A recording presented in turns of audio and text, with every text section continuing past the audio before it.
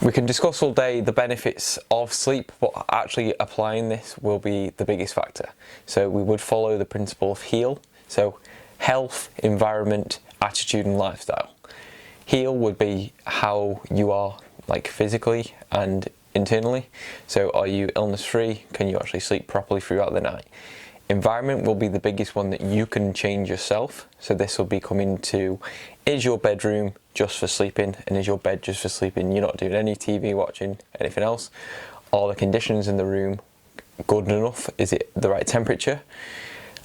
Everything around that aspect, and even down to the lighting. Attitude. Are you fully prepared to go to bed and go to sleep? Like you're not going to go in and do something else in the meantime, etc, etc. And lifestyle.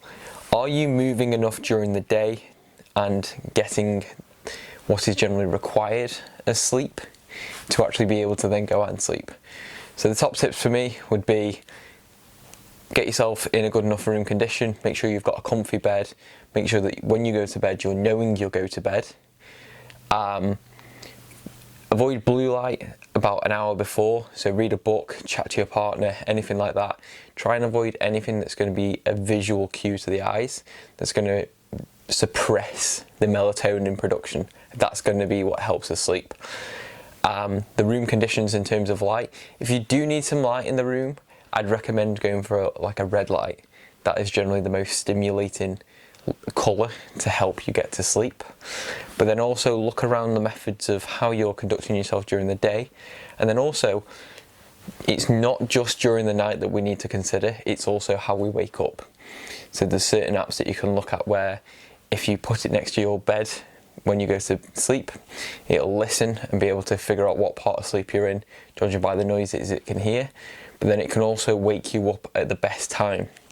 So waking you up at a time when you're deep in sleep and you're feeling a bit more groggy than normal, that is probably because you've been brought out of a sleep place where you shouldn't have been. So it's really important to consider everything that's going on.